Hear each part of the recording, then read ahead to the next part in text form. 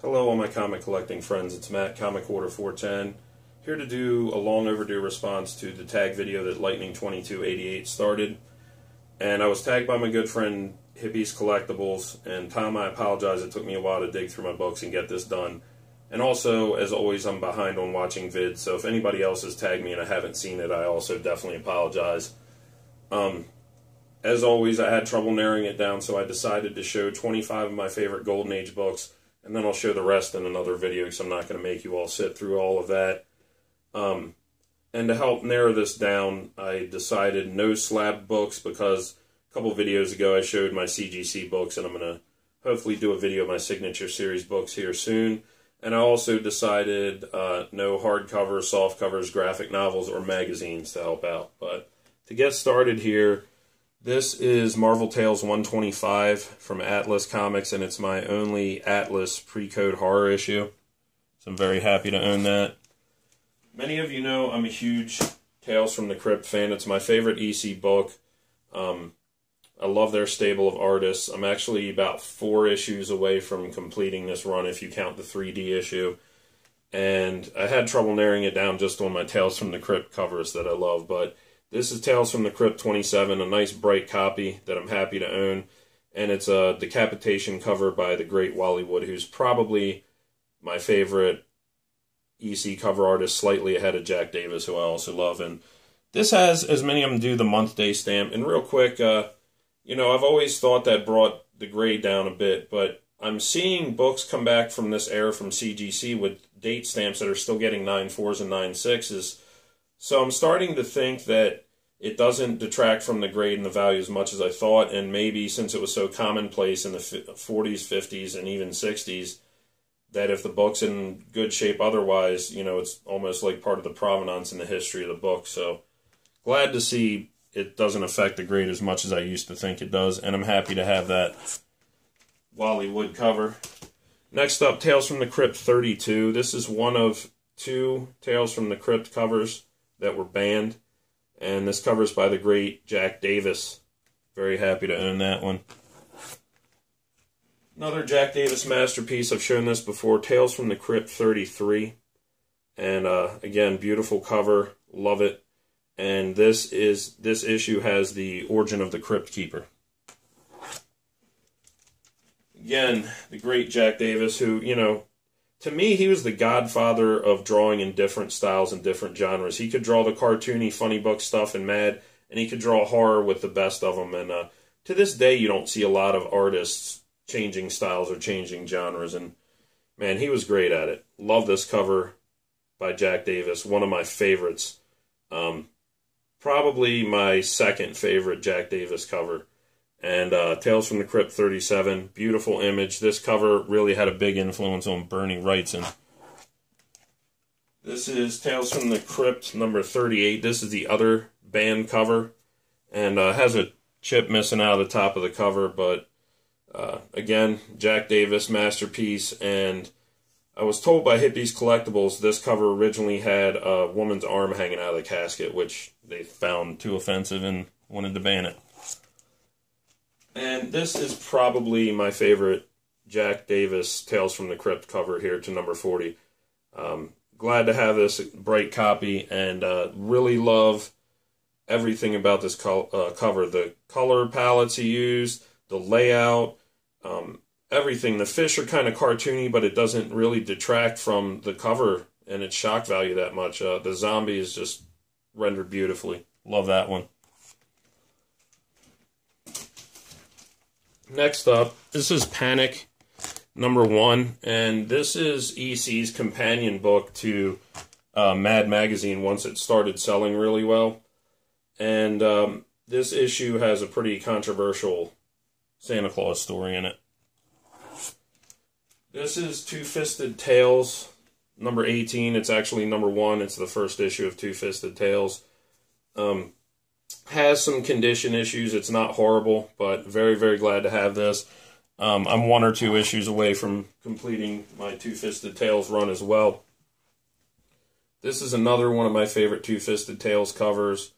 Issue 26 with this beautiful cover by Harvey Kurtzman of these 2 soldiers in the snow. And This cover has been ripped off and homaged many times. It's a beauty.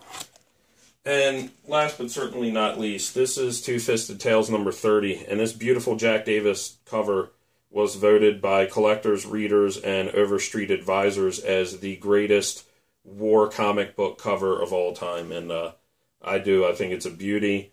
And the impact of it it grabs you. Especially for that time period. Like I said, the books they were putting out, the stable of artists they had, heads and shoulders above the rest. Real quick, I want to do an honorable mention here. This is Weird Fantasy number 20. This copy's pretty banged up. Some kid read the crap out of this, but this issue's pretty noteworthy because it has this ad here for Vault of Horror number 32. And this cover obviously did not come out this way if you can see the hatchet in the guy's head. So this is the only place you can see them publish the uncensored image of that cover. So that was pretty cool. And as you can see, it's a pretty ragged out copy of Weird Fantasy 20, but very cool Al Feldstein cover.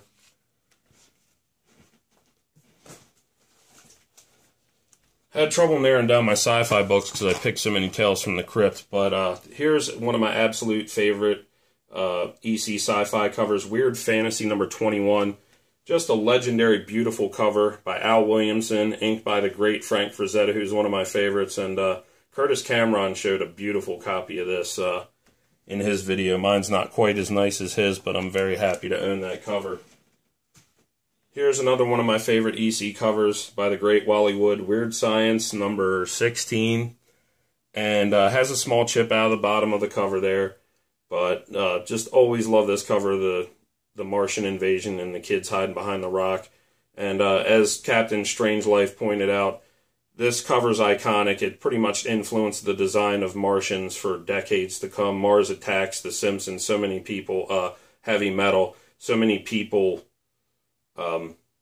reused this type of design for the aliens. And that's how great Wally Wood was at designing sci-fi creatures. Next up, Weird Science Fantasy number 25. Absolutely love this solo Al Williamson dinosaur cover. Always like that. Just a beautiful, beautiful piece. Kind of wish it was a little bigger. This is probably my favorite EC cover ever, and it's the only EC cover that Frank Frazetta did solo. Weird Science Fantasy number 29. This is a pretty nice copy. It has some condition issues, but it's not too bad, and just very happy to own it. Russ Cochran called this the greatest cover ever published in comics history. And what's funny is it was originally done as a Buck Rogers piece, and when it didn't get used, they just had Frank remove Buck's helmet, color his hair blonde, and there you go. Love that book. Next up,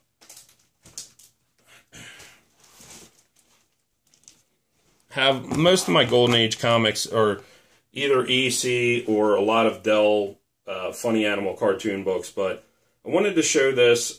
This is a 1947 giveaway, Little Orphan Annie from the Chicago Tribune, and I think it was puffed wheat cereal, but I got this and a Terry and the Pirates newspaper giveaway off a guy, and I just bought them because they were in such flawless condition. I mean, you never see Golden Age books in this condition. This is my only near mint Golden Age book. I mean, it is spot on. I mean, look at that spine. So, sorry about the glare. But, yeah, just had to buy them. They're not super valuable, but when I see a book in that grade from the Golden Age, I'm on it. This is probably my earliest Mickey Mouse book that's not coverless. And it's in pretty rough shape anyway. Again, these are books that some kid just loved the hell out of. And this is Dell 4-Color 170, Mickey Mouse on Spook's Island with Goofy. Big Disney fan. This is one of my earliest Carl Barks Donald Duck books. This is Donald Duck in the Ghost of the Grotto, Dell 4-Color 159. And I have Carl Barks' first Disney work, but it was magazine sized. It was Pluto Saves the Ship, so since it was magazine sized, I didn't pull it out. This book is in really rough condition. Big portion of the cover missing, but this is Dell 4-color 178. And this is the first appearance of Uncle Scrooge. And it's really significant because Uncle Scrooge is the only major Disney character that was introduced in a comic book and not in a cartoon. So I'm a big Scrooge fan. I'm very happy to have that. Maybe someday I can get an upgrade, but it is not a cheap book. I'm just glad to have it in any shape. It's another one of my favorite Barks Donald Duck books. This is 4-color 199, The Sheriff of Bullet Valley, and I just love that cover. Always have. Again, kind of rough shape. And this one's in a little better condition. Another Barks classic. 4-color 223, Donald Duck in Lost in the Andes.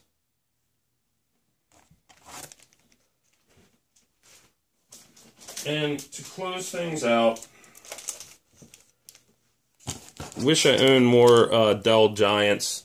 A couple of them I have are in really rough shape. This one's not too horrible. This is Dell's Bugs Bunny's Halloween Parade #1.